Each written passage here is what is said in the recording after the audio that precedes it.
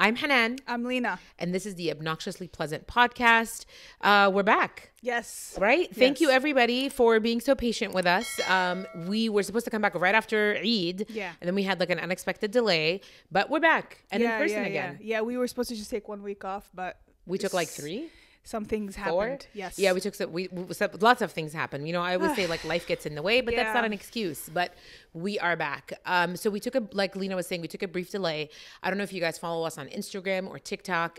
If you don't, you will have seen that we took a brief delay. Schedules got busy.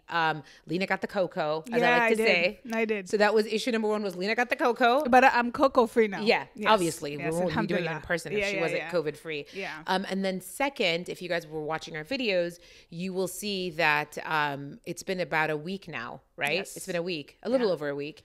Lina lost a dear friend and colleague, senior and seasoned Al Jazeera reporter Shireen Abu Akleh, who was killed by IDF forces in Jenin last week. Was it last Tuesday or last Wednesday? It was last Wednesday. Last Wednesday morning. Yeah. So it's been just like a whirlwind. If you watched the news and saw that, amazing. If you haven't, we'll spend a little bit of time talking about that today because that's an issue that matters to the both of us. It does matter. Yeah. I mean, it was pretty hard. I mean, I'm still like in the grieving process because she wasn't just this veteran journalist that was very well respected and liked. She was also a close friend, like you mentioned. She was a dear friend of mine, and it hit me hard. It really did. Yeah, of course. Because, and I think I mentioned this to you before, for us Palestinians, like her murder. Yeah, this is what I'm going to call it. It is a murder. I agree. Yeah, because she and you mentioned this in your TikTok video that you posted. She was clearly wearing a press vest and she was wearing her helmet, and she was still killed. Yeah. It's really hard. I agree. So and like I said, going back to my original thought, like I mentioned to you before, as a Palestinian, and as a journalist, this hit me. There's so many different layers to this. The first thing obviously is, oh my God, I lost a good friend of mine. And what's crazy is, I get notifications because I am a journalist. So I get these notifications on my phone before anybody else gets them. And the first thing I saw, like I was sitting, it was late at night. It was maybe like 12 a.m., 11:50, something like that.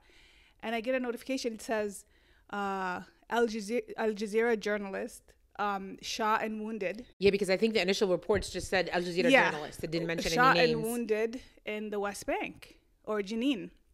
And so I was like, what? Oh my God. So because I know the people in the Ramallah office, like I know a lot of them, like, oh my God, this is not, like, hopefully they're just injured, And then what's so horrifying is that I click on the link, it takes me to a Twitter account, and this person had posted a really graphic video.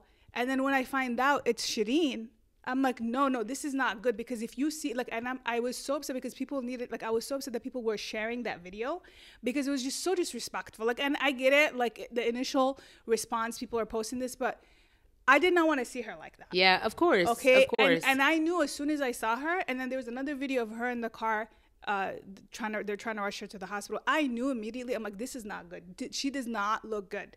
Okay. So this is not, it's not a good thing, So anyway, I was like, this can't be true. So obviously I turn on Al Jazeera. Yeah.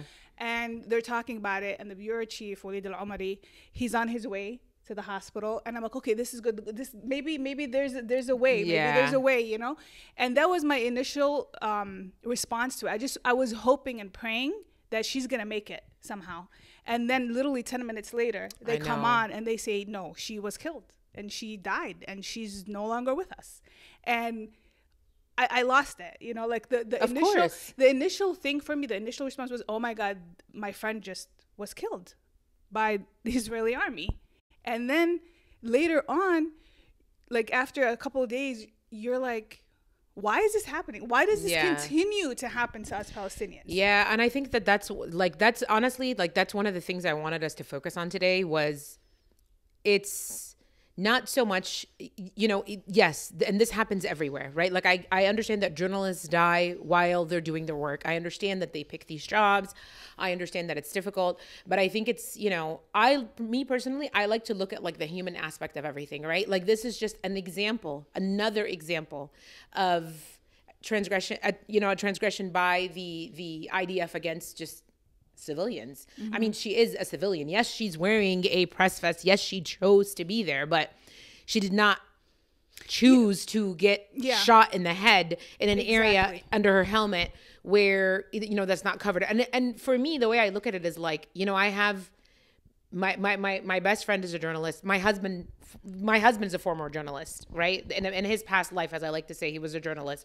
I have lots of friends who do this job. I have lots of friends who do this job in very tough and difficult places, and I'm forever grateful for them for sharing stories, for bringing the truth to light. I have lots of friends who did this in all different parts of the world, and you feel this sadness that there is just this overarching force that just wants to like quiet the truth. Mm-hmm. And I think for me, like that's what bothers me the most is like this is an overt like action to silence somebody trying to show the truth of what's happening on the ground. Absolutely. And whether it's in Palestine, whether it happens in Iraq, it happens in Syria, it happens in Ukraine, it happens wherever, like I would have the same my like the level I think of anger that I have about this would be exactly the same. Mm-hmm. That I think I know if this happened to anybody, anywhere. Yeah, but, I wanted to mention, because you said, she's a civilian, she got shot. But, I just want to also mention that she was a veteran journalist who knew her way around Jenin, who knew Jenin very well,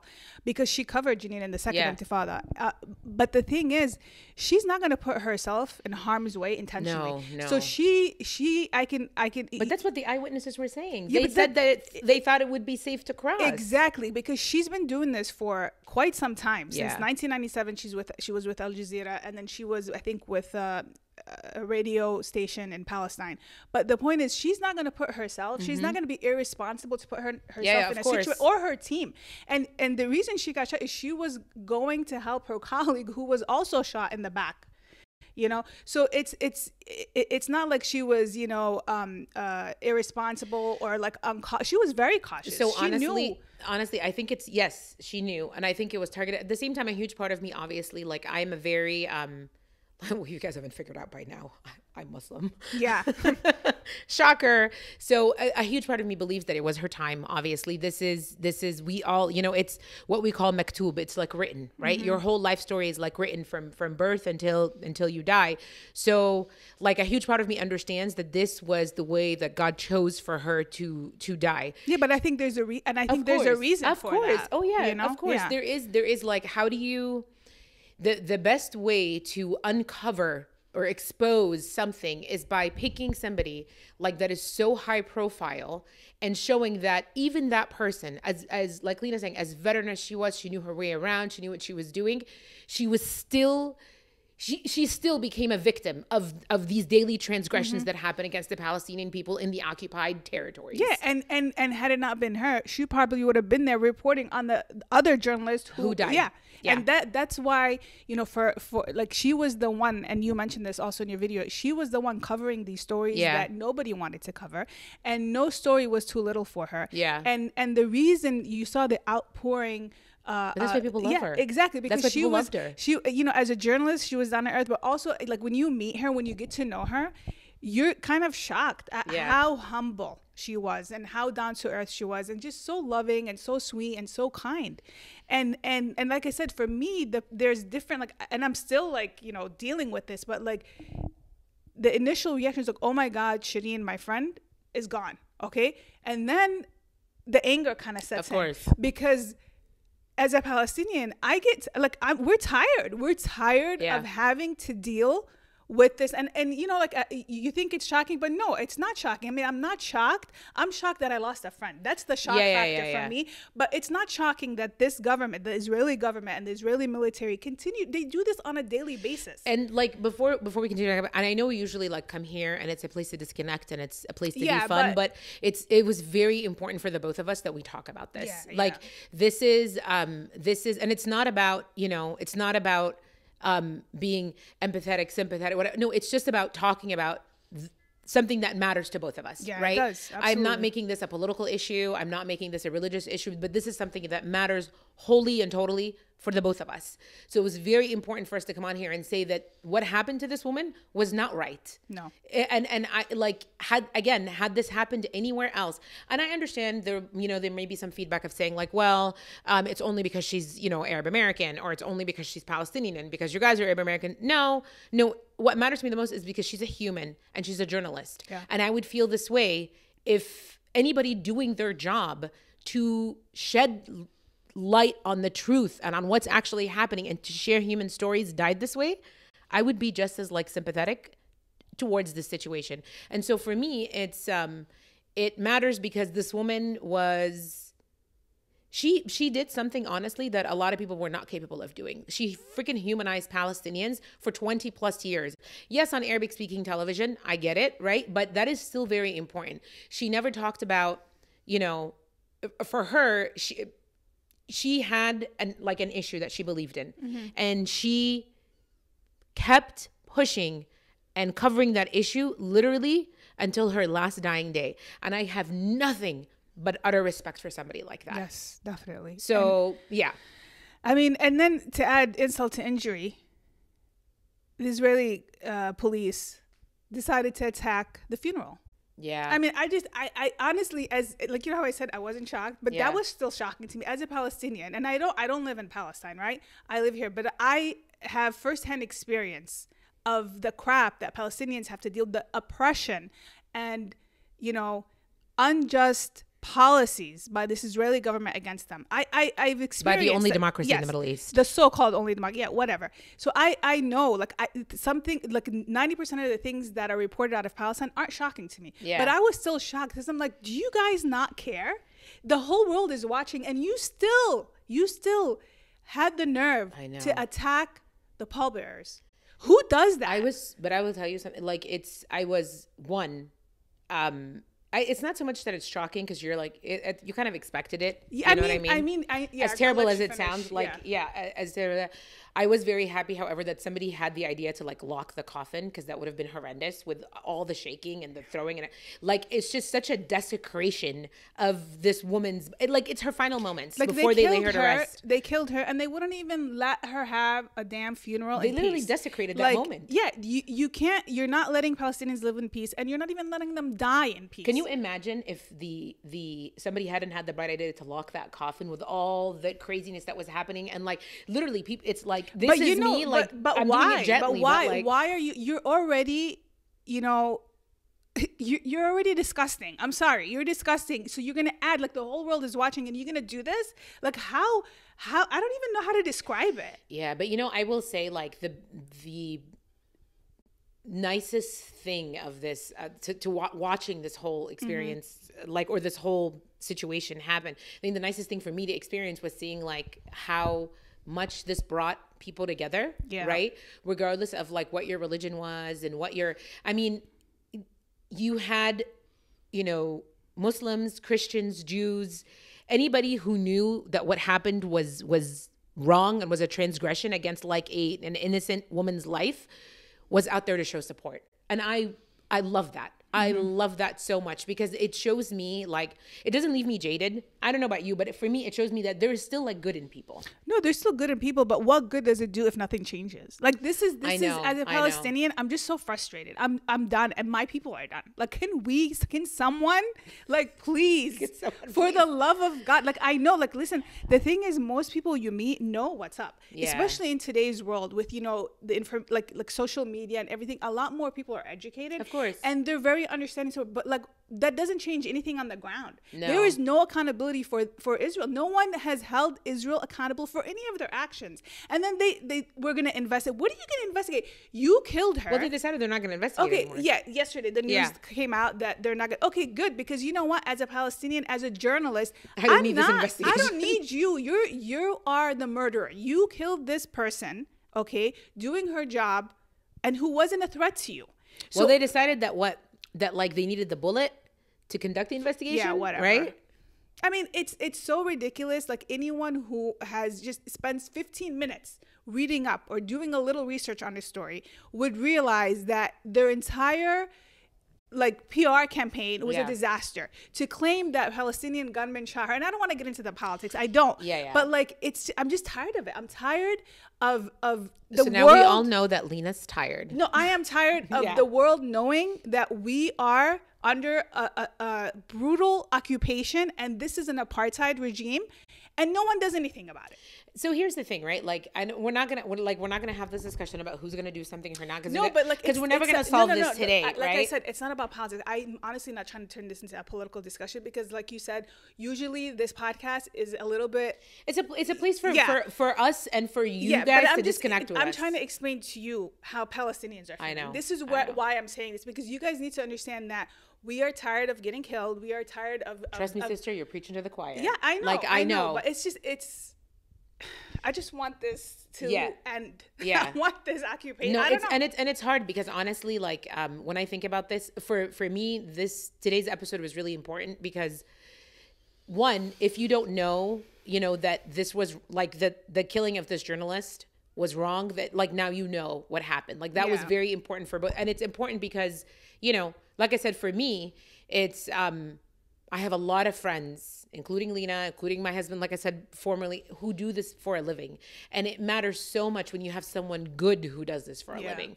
And she was a great journalist. Yeah. She was. And it's sad too, because like for me, this was very difficult because I think of, oh my God, like what if this happened to Lina? Yeah. Right? Like, what if this happened to my husband? What if this happened to any of my friends? Like, it would be horrible, horrible. And like I said, I understand that a lot of people are living under oppression. I am not talking about other oppression. I'm talking about this specific incident. This specific incident is wrong. Because when you wear that press vest, it's an armor of sorts. Mm-hmm. And you don't go into these types of spaces or a war zone, essentially, without letting both sides know press is there, press is going to cover this. So it was such a difficult thing to swallow because like the IDF knew they were there. It's not like this was a surprise. You have to get like clearance to show up. You don't just show up like with cameras and, your mics and all that stuff and just walk in to cover. No, they know that you're there. You need to get like a clearance pass or something. It was a message. It was a message, the message was clear. You understand what I'm saying, right? No, like, you have I to get get like approval before you go to these things. It's not just that, like I said, she's not going to put herself in a situation, or her team in a situation where she thinks it's going to be dangerous. I mean, she survived the massacre in Jenin, for God's sakes, where I don't know, over 50 people were killed. Yeah. Okay. So like she was there, like she survived that, and I don't know how many days that lasted. It lasted a while. A while. Yeah. So like she wasn't born yesterday. She didn't just start this job. Like she knew her way around. I know. I mean, I don't know. I don't know, man. For me, what kills me and still like kills me now is I'll never hear her say her sign off. And it gets me emotional. And I think this is a wonderful place for us to, to end our episode. But this is exactly what I'm talking about. Like why this matters, right? Like why it's important to, whether it's her and for us, like I said, this story was really important because she was such a dear friend for Lina and for a lot of the, the Al Jazeera colleagues, like the place where they work. It's when you work with people for this amount of time, even if you never, even if you don't spend every day together, you become this little family. So it's very hard, like when you lose a family member. Yes. It is very, very difficult. So yeah, for us, it was very important to, before we moved on and we do any of our funny content, or I like to say like just our standard episodes or discussion topics, it was very important for us to address this because this is something that, matters to Lina a lot. It matters to me a lot. And it should matter to everybody because she was just a human being. Like she was a woman who loved to chat with friends. She loved to shop. She loved to go dancing. She was a person, And so, and I get like, and I like I said, I think it's very important to humanize her. She wasn't just somebody out there doing a job and got accidentally, like shot or killed in a crossfire. This was very intentional. Yeah. Whether or not, the Israelis say yes or no, that's besides the point. What matters is that she was a woman doing her job and she shouldn't have been killed this way. No, and end of story. I thought I was okay and I had the crying under control, but like I said, every time I remember that. I'm like, I have to get a tissue. Hold on. Yeah. Okay. I've kind of composed myself a little bit. I just wanted to say that I thought that I had enough time to come on and not get emotional. Yeah. But like certain things I remember, and then it gets me started again. Of course. You know? So, I mean, I'm never going to forget her. Of course. And I'm not going to forgive the people that killed her. But inshallah, she's in a better place. Yeah. And honestly, like, her, even if we don't, like, I truly believe, like, even if we don't, there's no closure, quote unquote, like we don't know who did this, and there's no, her death will not be in vain, because if anything, she did exactly what she aimed to do with her body of work her whole career, which is to humanize Palestinians and to raise awareness on their daily struggle. And even in her dying moment, she did that. She did that. So she literally, I couldn't, and I know this doesn't make things better, but I couldn't think of a better way for her to go. Yeah. She died doing, one, the things that she loves the most, right? Which was her work. Two, she died in a way that continued every single aspect of her life's work, which is to make sure that people understood what her cause was. And so not only did she die for her, she literally died for her cause, which I couldn't think of like a more noble death. Yeah. You know, really. Noble I is the word. couldn't think of a more noble death, right? But in addition to that, she, even in her death, she is still, people are still talking. Yes. About what she wanted people to talk about. Yeah, and I truly, I really think that that's like full circle. If you could ever do something full circle in a career, like after your death, like posthumously, like she did it. Yeah. And just a final thought from me. I think for us, in a, like, this is a way for us to honor her. And it shouldn't just be this. I mean, obviously, we're probably not going to discuss this again. Maybe we will in the future. But I think everybody out there, whether you're Palestinian or not Palestinian, anybody who cares about humanity, and I'm not even going to, this has nothing to do with anything else, humanity, just to keep her alive, you know, like to keep remembering her, to keep talking about her, to talk about the plight of the Palestinian people, because you know what, this is what she wanted. And I think for me, I've always done that, but I'm going to continue to do so. And I will always remember her, and I will always think of her. And I think we need to continue with that. Yeah. And that's a way for us to honor her. Yeah. You know? I agree. That's all I have. Awesome. All right. Thank you. We will see you guys next week. Inshallah.